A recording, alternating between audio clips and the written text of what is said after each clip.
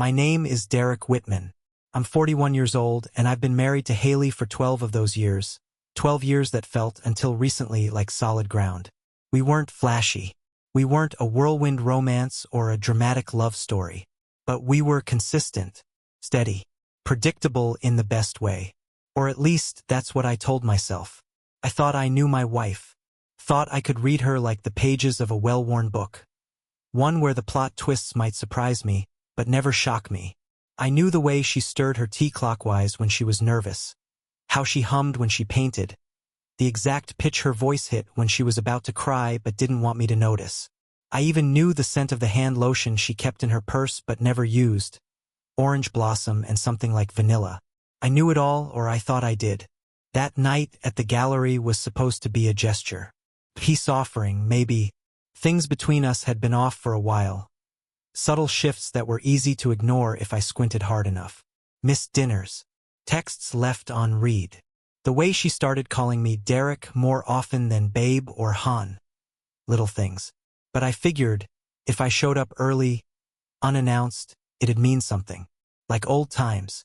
Like when I used to surprise her with sandwiches during her night classes or drop by the studio just to sit on the floor while she painted. The gallery was mostly empty when I arrived, about an hour before the show was scheduled to start. I'd left work early, driven across the city in stop-and-go traffic with a bouquet of sunflowers riding sh*TG*N. They were her favorite, not roses, not tulips. Sunflowers. She said they had the nerve to look the sun in the eye. When I walked in, I could hear classical music playing low through the speakers. Something with violins, soft and distant, like the soundtrack to a dream. The place smelled like paint and fresh plaster, faintly sweet with a trace of wine from the bar being set up downstairs. A few early guests milled about on the first floor, but Haley wasn't among them.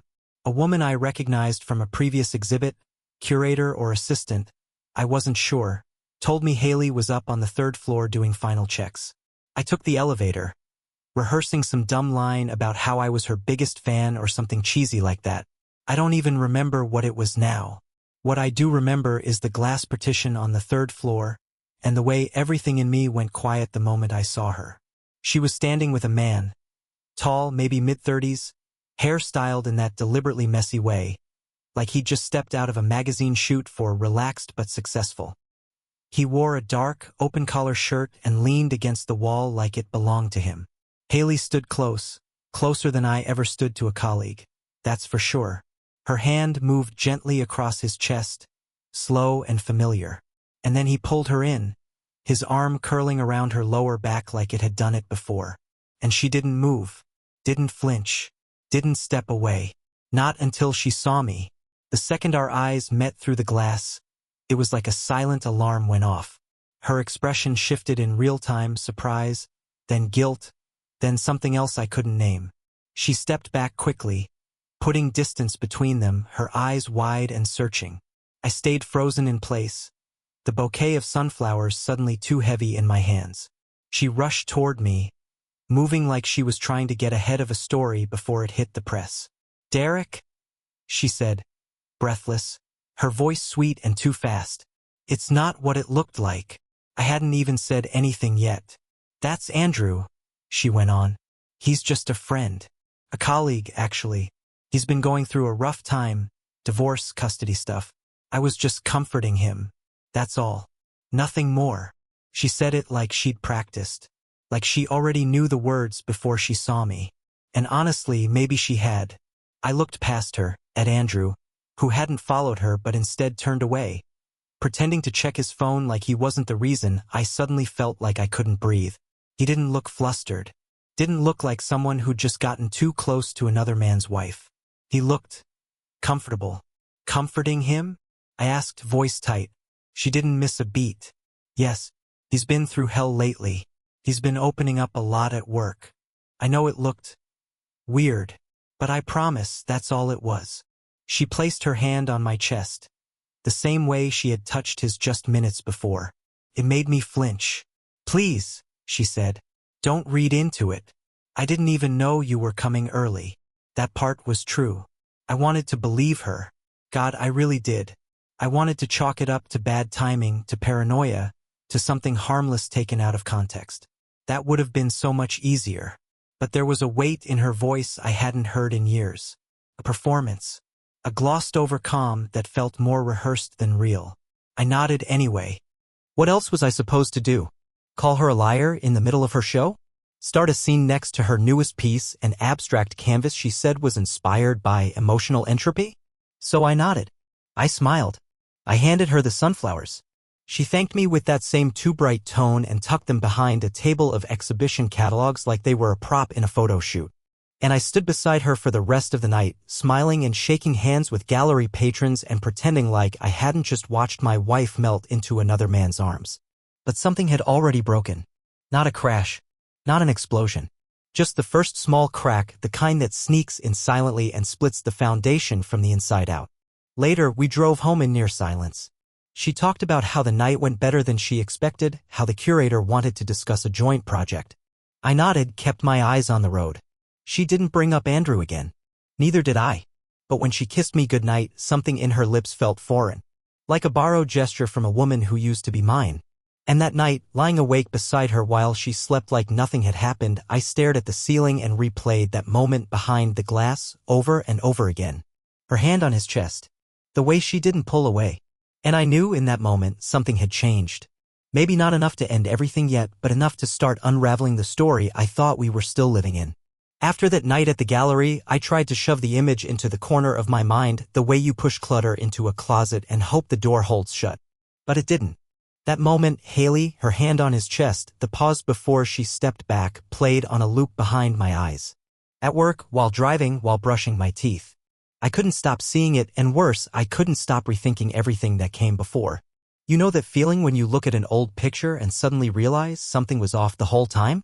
A glance that lingers too long, a smile that didn't reach the eyes, something that didn't register until you knew to look for it? That's what it felt like.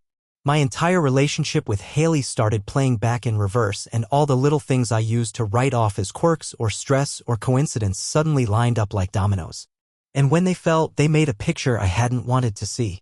It started months before the gallery show, though I didn't know it at the time. Haley began wearing a new perfume, sharp, almost citrusy, with something smoky underneath. When we first met, she used to joke that those kinds of scents gave her headaches. Too aggressive, she said. I'm more soft vanilla and woodsy stuff. But suddenly, she was misting herself with something that lingered on her scarf, her coat, the pillow we shared. I asked her once if it was new, and she said her usual one got discontinued. I didn't question it then. Around the same time, she put a password on her phone. That was new. We weren't the kind of couple who snooped, at least we never used to be. We'd leave our phones face up on the table, charger cords tangled on the same nightstand. Then one day, I noticed her screen lock was different. I made a joke about forgetting the code, and she just smiled and said, "Gotta protect my business stuff, you know." I nodded. Because that's what I did back then, nod and pretend everything was fine. She also started going on more work trips. Haley worked in arts management, and sure, travel came with the job. But suddenly, those trips became more frequent. More conveniently timed.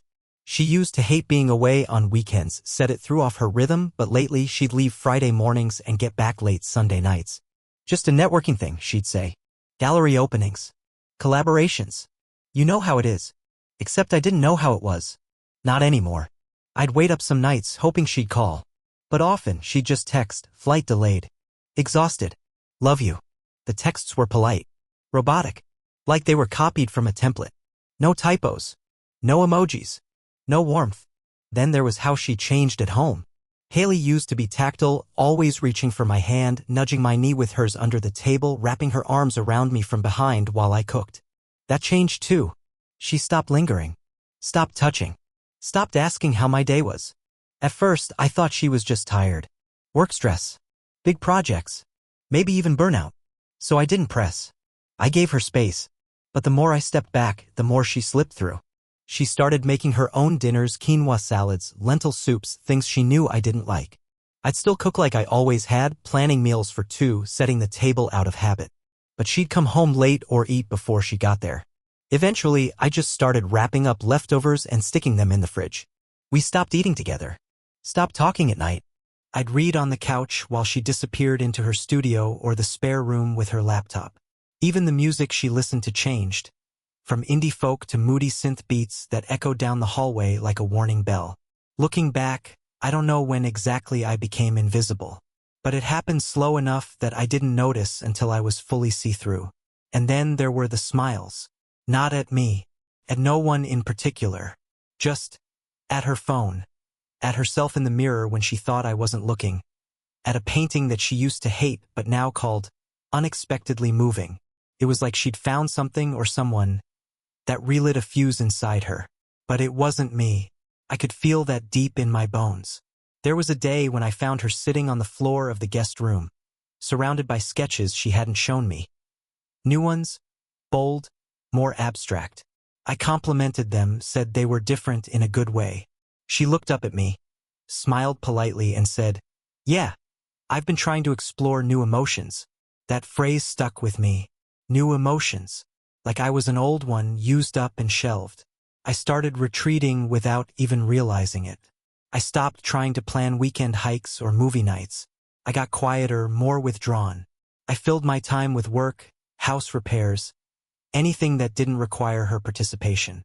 And when people asked how we were doing, I'd say, busy but good. The same way someone talks about a distant cousin they don't really know anymore. Even the dog noticed.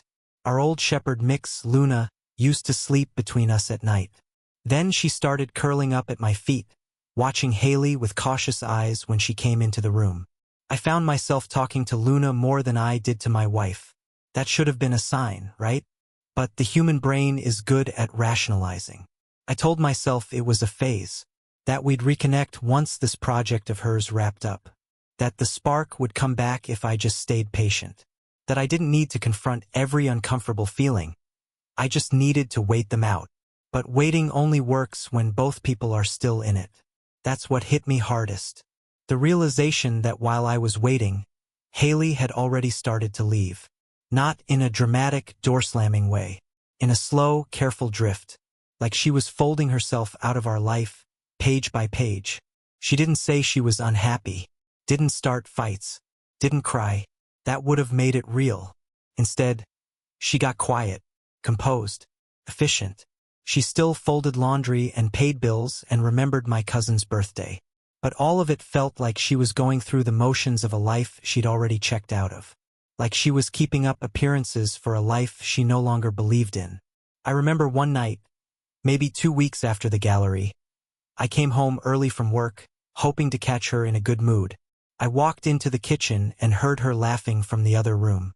A real, open laugh I hadn't heard in months. I smiled, thinking maybe she was on a call with her sister or an old friend. But when I walked in, the room was empty. Just her phone on the desk, screen still glowing from a just-ended call. And her smile, fading like a mask slipping off. When she saw me, she flinched, covered it with a tight smile, said she was just talking to a gallery rep. I nodded. Of course she was. Always a gallery rep. That was the night I realized I didn't know who she called anymore. Or who she was when I wasn't around. It was 1,000 little things. A gradual erosion. But after the gallery show, after the lie she delivered so smoothly, I couldn't unsee any of it. The dots that once seemed scattered now formed a perfect, brutal line. And for the first time in years, I let myself believe the truth I didn't want to see. Haley hadn't just changed. She'd left. She just hadn't walked out the door yet. It happened on a Saturday. One of those late winter days that pretends to be spring. Blue sky, birds chirping like they just remembered how. I was making coffee when Haley came into the kitchen, already dressed in a beige coat I didn't recognize. She wore heels she hadn't worn since before the pandemic. Her makeup was perfect. Too perfect for a drive out of town. "I'm heading to Providence," she said lightly, as if we'd spoken about it. "There's an art festival, small, nothing huge. Mia's going with me. I'll probably be back late." I nodded. "Sounds fun." She smiled, kissed my cheek, and disappeared before I could think of anything else to say. I stood there for a while, holding a coffee mug I never drank from. Then I walked into the living room and sat on the couch, trying not to think too hard about the way her perfume lingered in the air. Sharp, citrusy, foreign. I told myself to let it go. Told myself that doubt was poison, that mistrust would ruin whatever was left between us. But my stomach didn't get the memo. There was a heaviness in it, the same feeling I got when I knew I was forgetting something important. Like a name I couldn't place or a bad dream I couldn't shake. I tried to distract myself, did laundry, went for a walk, called my brother, but it was no use. My thoughts kept looping back to her, to the heels, the lipstick, the softness in her voice when she mentioned Mia. And I knew. I didn't want proof. I wasn't looking for it. But sometimes it finds you anyway. That afternoon I was scrolling through stories on Instagram. I wasn't even paying attention, just tapping through mindlessly when I saw it. A short clip posted by someone I barely knew. One of those mutual acquaintances, Maggie, I think. She ran in the same art circles as Haley, someone I only knew through gallery openings and fundraiser dinners. The video was short. 5 seconds, maybe? It was a slow pan across a charming outdoor cafe, sunlight on the tables, people sipping coffee, a soft acoustic band in the background. The kind of place Haley used to love when she actually invited me along. I almost tapped past it. But then I saw them. There, in the far right corner of the frame, were Haley and Andrew. Same guy from the gallery. His hand rested gently on hers across the table, and they were smiling, leaning in like the rest of the world didn't exist. I paused the story. Rewatched it. Again. It was like watching a building collapse in reverse, every brick of denial I'd stacked carefully around myself falling in perfect, awful sequence. There was no wiggle room, no chance I'd misread anything. That was my wife. And that was not a friend. Not a colleague. Not comfort. That was an asterisk Macy. Familiarity. Ease. I stared at the screen for a long time, waiting for some reaction to kick in. Rage. Despair. Something cinematic. But instead I felt nothing. Just a long, hollow quiet. Like the pause before a storm. Or maybe after. I didn't call her. I didn't send the photo. I didn't even screenshot asterisk it. What was the point? Proof was only useful if you were trying to convince someone. And I no longer needed convincing. I knew. So instead of going home that evening, I packed a bag and drove. I didn't leave a dramatic note. I didn't send a text. I just turned off my phone and let the silence be my answer. I booked a last-minute room at a little place off the highway, the kind with scratchy blankets and vending machines in the hall. It was ugly and impersonal, perfect. I lay on the bed, staring at the ceiling, and thought about nothing. It was the first peace I'd had in months. When I turned my phone back on the next morning, there were 3 missed calls from Haley and 1 message, "Hey, everything okay? Where are you?" I didn't reply. By the time she got home, I'd already been gone for nearly 24 hours. I imagined the moment she walked into the bedroom, saw the empty dresser drawers, the quiet hum of the refrigerator, the absence of my jacket by the door. On the kitchen counter, I left only 2 things, my wedding ring and a blank sheet of paper. No words. Just white space. It felt right. I don't know how long she stood there. I don't know if she cried, screamed, called anyone. She didn't reply to my silence, didn't send follow-ups, didn't storm the hotel or call the police. Maybe she knew I'd seen something. Or maybe she just accepted it. We hadn't spoken since the gallery incident. Not really. Every conversation since then had been surface-level, safe topics, logistics, polite smiles. But now that the mask was off, I didn't want to hear another story. Another calm, measured lie. I didn't need her to tell me what I'd already seen. Because the moment I saw her with him, laughing, holding his hand, sunlight in her hair, I finally understood something I hadn't wanted to admit for a long time. She was happy. Not guilty. Not conflicted. Not trying to resist temptation. Just happy. And the worst part? I wasn't part of that anymore. Hadn't been for a while. What do you do when the person you love finds their joy somewhere else? When their smile, their energy, their laughter, all the things you used to think were yours are suddenly lit up by someone else. You leave. Before the damage becomes who you are. Before you forget who you were. That day, in that cheap hotel room, I sat with my wedding ring in my hand, rolling it between my fingers. It was a simple band, silver, a little scratched from time. I remembered slipping it on her finger at our wedding, both of us laughing because her hands were trembling too hard to make it easy. We'd been barefoot in a garden, surrounded by friends. We said our vows like we meant them. And maybe we did. But meaning something once doesn't make it permanent. Love, I've learned, isn't a monument, it's a garden. It needs tending. Weeds pull in slowly. Roots rot quietly. If you don't notice, don't care, don't act, it dies. And sometimes it's not your fault. Sometimes the other person stops watering it. Stops showing up. That's what happened to us. She stopped showing up. And I, like a fool, kept sitting there with the hose, waiting. I placed the ring on the bedside table in the hotel room. A part of me wanted to leave it there and walk away. But I knew I'd need it for the paperwork, for the closure. So I slipped it back into the bag with the rest of my things and drove again. Not home. Not yet. I didn't know where I was headed. But I knew one thing for sure. Wherever I went next, it wouldn't be a place where I had to wonder if I was loved. That part of the story was over. And I had no illusions left to lose. The first place I thought to go was my parents' old house in New Hampshire. Technically, it belonged to me now. They'd left it to me in the will years ago, and I'd kept it more out of sentiment than practicality. It was a modest place, 2 bedrooms, pinewood walls, a creaky porch that overlooked a lake that froze in winter and shimmered in the summer. We used to go there every year growing up, fishing off the dock, playing cards by lantern light when the power cut out during storms. I hadn't been there in a long time. Haley never liked it, said the silence made her nervous. Too much space to think, she'd joke. Back then I thought she meant it playfully. Now I wondered if it had always been a warning. The drive took 5 hours. I didn't rush. I stopped for gas, for coffee, just for air. I listened to old playlists, music from before everything got complicated. Songs we used to sing in the car, back when we couldn't get enough of each other. I skipped the ones that made my throat tight. Landed on Springsteen and James Taylor. Things that sounded like home. When I finally pulled into the gravel driveway, the house looked smaller than I remembered. The shutters needed paint.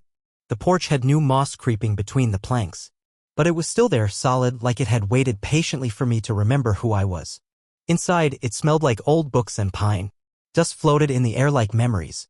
I set my bag down in the living room and just stood there for a while. No ringing phone. No tension between walls. No perfume I didn't recognize. Just silence. And it didn't feel empty. It felt like a beginning. For the first 3 days, I did nothing. I didn't unpack. Didn't respond to emails. Ignored every text from friends checking in. I slept in until noon, made coffee without looking at the time, wandered the house barefoot like a ghost rediscovering old haunts. The fridge was empty, so I lived off canned soup and gas station sandwiches. I didn't care. I wasn't hungry anyway. But then something changed. On the 4th morning, I woke up early without meaning to. The sunlight filtered through the trees, casting golden lines across the floorboards. Birds were chirping outside the window. And for the first time in what felt like years, I didn't feel that crushing weight in my chest. I got out of bed, made a real breakfast, eggs, toast, black coffee in my dad's chipped mug, and sat on the porch. Just sat. No distractions. No scrolling. Just me, the breeze, and the faint smell of pine needles warming in the sun. And I started writing. Not to Haley. Not to anyone, really. Just to myself.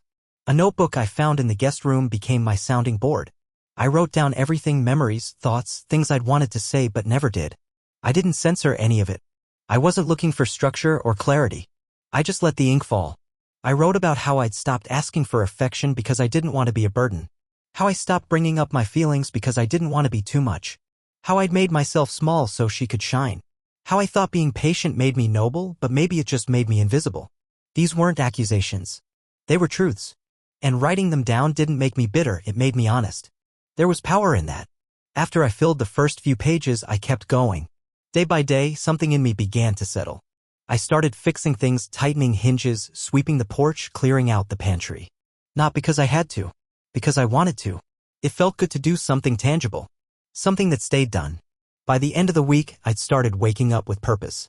I'd make coffee, walk down to the lake, sit with my feet in the water, and watch the mist rise off the surface like a secret. I talked to the trees.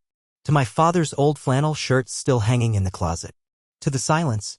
And the silence answered, not in words, but in stillness. In the way the air didn't judge me. In how the sky stayed sky even when I didn't know who I was. I remembered who I used to be before I became someone's husband. Before I learned to read between her silences or question every smile. Before I waited for permission to feel what I felt. I was just Derek. A guy with a toolbox and a guitar with 3 good strings. A guy who liked early mornings, black coffee, and the smell of cedar.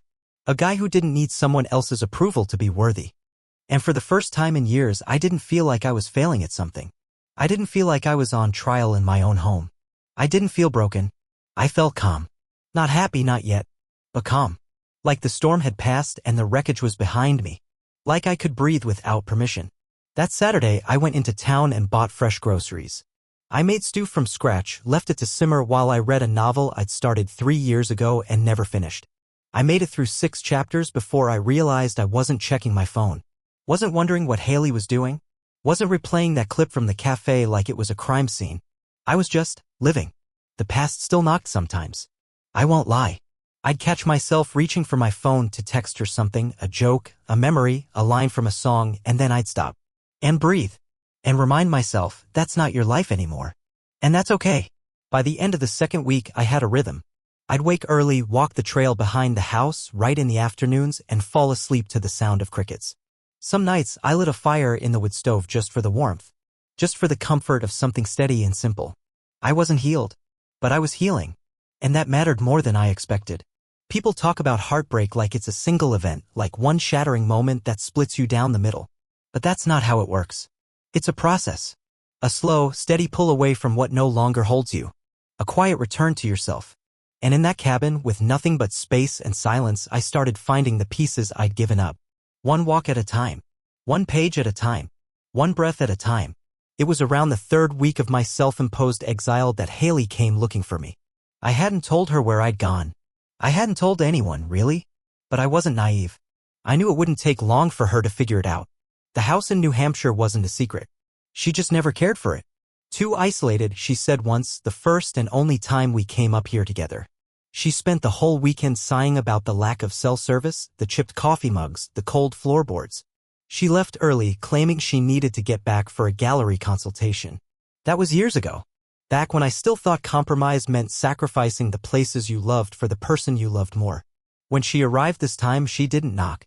I heard the sound of tires on gravel, the soft thump of a car door, then the cautious tread of boots on the porch. I was in the kitchen, stirring soup, and for a moment, I considered pretending not to be home. But I wasn't that kind of man.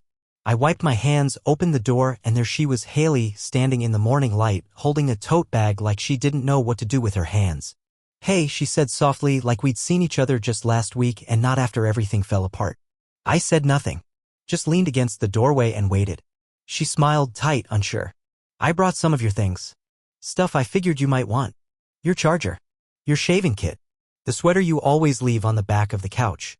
She held up the bag like an offering. I didn't take it. You drove 5 hours to return a charger? She blinked. Well, no. I mean, I wanted to check on you. Make sure you were okay. I raised an eyebrow. Why? That threw her off. She lowered the bag slowly. Because we've been together 12 years, Derek. I still care about you. I stepped aside and let her in. Not out of warmth, but because I wanted to hear what she had to say. And maybe deep down, I wanted to see if the woman standing in my kitchen was still someone I recognized. She walked in like the house was foreign territory, glancing around at the books piled on the table, the firewood stacked by the stove, the mug half full of cold coffee. It looks different, she said. No Wi-Fi, I replied. Hard to curate appearances without a signal. She winced but didn't argue. We sat in silence for a while, each of us nursing our own version of discomfort. She sipped the tea I made for her and asked about things that didn't matter, how I was sleeping, if I needed anything from the city, whether I'd thought about getting a better mattress. I answered in monosyllables. She was trying to make conversation. I wasn't interested in pretending. Finally, she sighed. People have been asking where you are. Which people? Friends. Your sister. Some of the gallery people. I looked at her, tired. So this is about what they think. No, she said quickly. It's about you. About us. We've built a life, Derek. I know things got messy, but I didn't expect you to just disappear. You lied, I said quietly.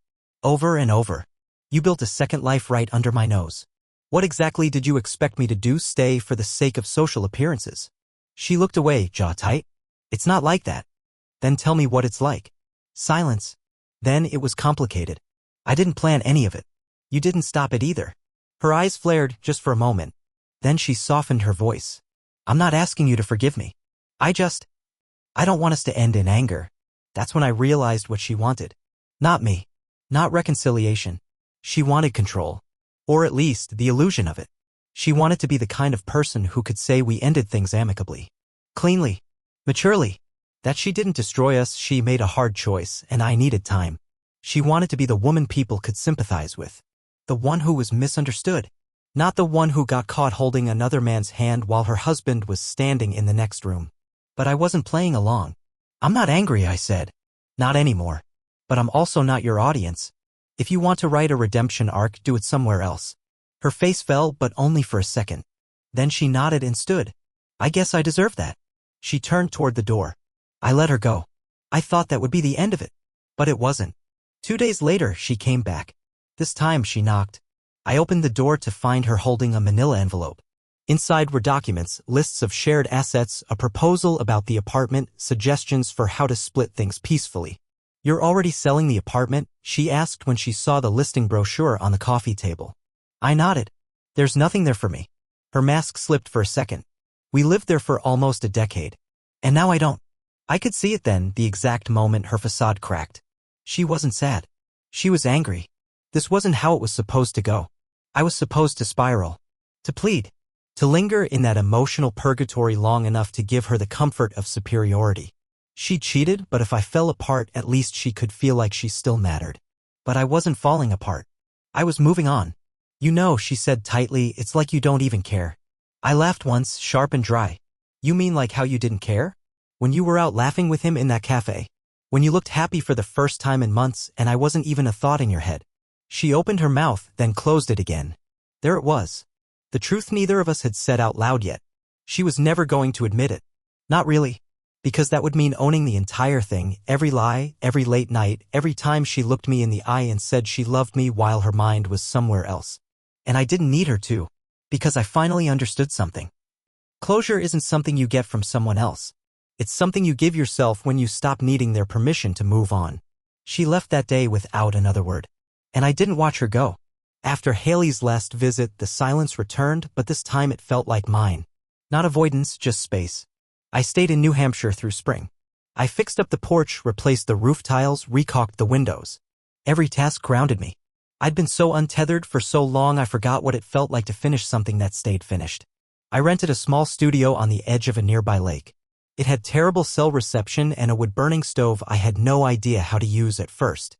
There was an old record player left behind by the last tenant and a stack of dusty vinyls, Dylan, Joni Mitchell, Otis Redding.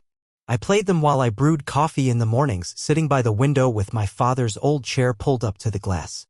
I stopped checking social media. I let the days unfold however they wanted.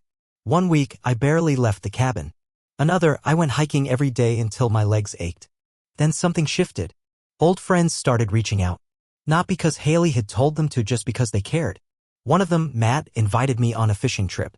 3 days on the river, just tents, gear, and whatever we could carry. Around the campfire, I told them everything, not with bitterness, just honesty. There were long silences between stories, but no one interrupted. No one offered forced wisdom. Just presence. Matt looked at me after a while and said, "Man, you look more alive than I've seen in years." And I felt it. For the first time in forever, I wasn't afraid of the quiet. Later that month, I met someone. Maya.